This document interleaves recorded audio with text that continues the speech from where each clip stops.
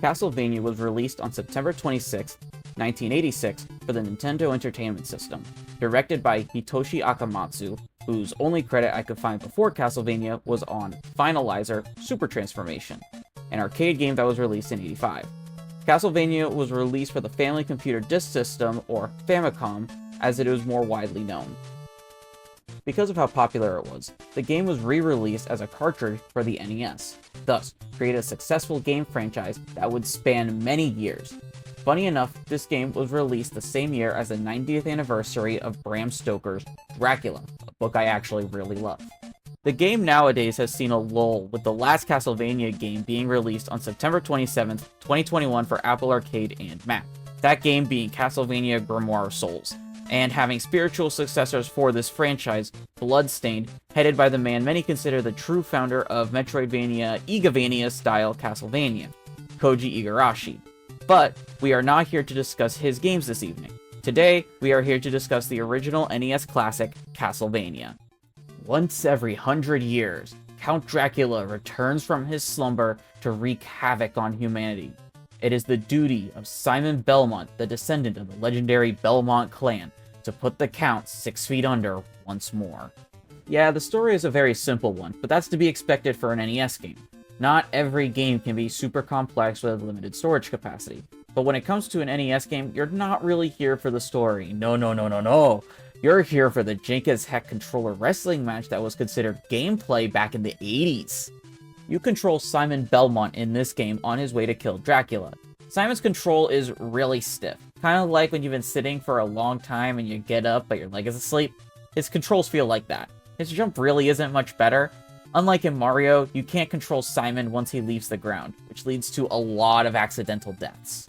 Simon's main method of attack is his ancestral whip, which has been passed down for generations. So why is he so bad at it? I mean, he's only 22, so maybe he hasn't had much practice with it. Maybe that's why he can only whip straight. I mean, it's not like later down the line we will get another Belmont who is not only more acrobatic, but better with a whip and is 3 years younger than Simon. Totally not foreshadowing, but I digress. The whip can be upgraded twice, and usually close to your current checkpoint inside one of the many candles that line Dracula's walls. The first one upgrades the damage, and the next one increases the range. Besides the whip, Simon can also pick up sub-weapons, such as holy water, which travels in an arc and leaves a burning residue, knives, which travel in a straight line, axes, which travel in a large arc, and the cross, which acts like a boomerang. There is also the stopwatch, but my past self forgot to mention this, so this is future me letting you know. You hold up and attack on the D-pad to use sub-weapons, which becomes a problem that I'll get into later. Using these uses up hearts, which are not health in this game, but ammo. Using enough of the sub-weapon allows for the double and triple shot upgrade to be found in candles. What this does is make it so that you can use 2 to 3 of the weapon before the ammo count decreases. You can also find meat in the wall, which the manual calls a pork chop, which is weird, but hey, free health is free health. The levels in this game are why it sometimes gets a bad rap. The first level is the most inoffensive of this, being a great kinda tutorial for movement, whipping candles, the whole 9 yards.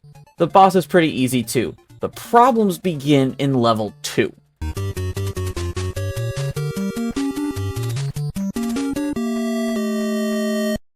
Knockback is a big problem in most older platformers. One of the most egregious examples is in Castlevania. When you are hit, you fly 2+ body lengths towards the nearest pit, if there is one. So not so much knockback as much as knock death, but that doesn't roll off the tongue as well. This problem, however, does not appear as much in the first half so much as the second half with the moving platforms. The boss for level 2, the big Medusa head, is not that big of a deal if you have the fully upgraded whip. It's just a war of attrition.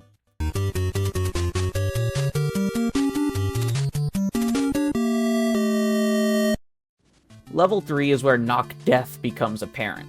Crows flying at you, skeleton towers placed in the most pig-headed places that, when you are first playing this, if you did not know, you could whip their fireballs, like I didn't, then they are really hard to avoid. A clean deathless run of this level takes 3 minutes, but it took me 30 to 45 minutes to get that good 3-minute run. The boss of level 3 is the twin mummies, which are annoying but easy to cheese if you stay in a corner and jump occasionally when the projectiles get too close.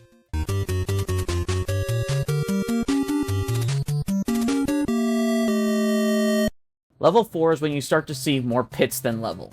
You will die. You will die a lot. But after 30 minutes of dying, you will recognize the patterns. When the frogmen jump out, what candles give you what power-ups. That you just run when it starts raining hunchbacks, and that starting now, the bosses are going to get tougher. The boss of level 4 is the monster. His name is not Frankenstein, you heathens. Read a darn book. And his hunchback. The monster walks back and forth while the hunchback jumps around like a spider monkey vomiting fireballs at you. You will die to this boss a lot.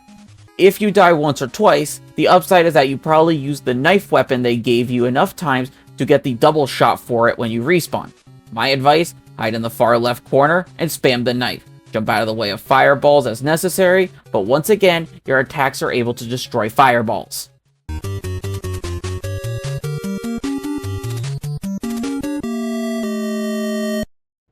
Yeah, no, this level isn't fun. You will die on the first screen almost guaranteed. And that is because everything does 4 bars of HP. You have 16 bars of starting HP. That means 4 hits and you're done. And I don't mind it that much, except that they didn't even bother recoloring the enemies to say, hey, these things aren't like the other foes you fought. Be careful, which wouldn't be a problem except for, oh yeah, bosses do 4 bars of HP. A common skeleton or hunchback does as much damage as the twin mummies, the boss hunchback, and as you'll see later, Dracula. Besides the damage and the amount of enemies they throw at you, there's only 2 things left to talk about. Death's Hallway and Death itself. Death's Hallway is a mook rush and a beginner's trap. You'll have knights throwing axes at you in an arc while Medusas are flying in their squiggly pattern. Take your time and you will reach the second hardest boss in the game, Death. Whatever you want to call him, Death, the Grim Reaper, a Discord mod if you go by the anime, is one of the hardest bosses in the game and will easily drain your health bar. He summons scythes that will fly around the arena as Death moves in a predetermined pattern across the stage. Do yourself a favor. Get the cross triple shot, hide in the far left platform of the stage, and let it rip. You can destroy the scythes with your whip and sub-weapon, from which they will drop hearts to keep the onslaught going.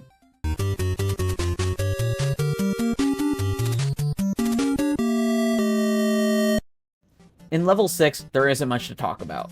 It's hard. Like, really hard.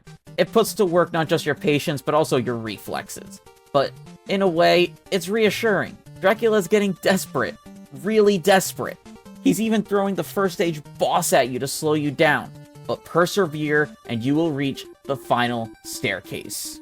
The candles in front of Dracula's room restock if you go back down the stairs. Destroy the candles with the cross that they give you, and get the double or even triple shot. Dying puts you back at the staircase, even getting a game over. Once you're ready, it's time to fight Dracula. Not much advice I could give. He shoots 3 fireballs where you're standing, so try to manipulate that to your advantage, and time your cross or whip shots just right to hit his head. Once he's taken enough damage, it's time for round 2, where he sheds his old skin to become a demonic cookie monster, because why not? No real advice, just remember to dodge his jump, he shoots fireballs where you are, and unload the cross. The credits in this game are funny, as they are references to the original author of Bram Stoker Dracula and his characters, as well as a bunch of movie monster references. All in all, as much as I get mad at this game, I can't stay mad. It's challenging, but fun at the same time. It gives a sense of accomplishment almost unlike any other. And so I'm rating this game as a bucket of spicy chicken wings. A classic that tastes good going in, sucks coming out, but you feel satisfied in the end. Thank you for watching, and have a fantastic night.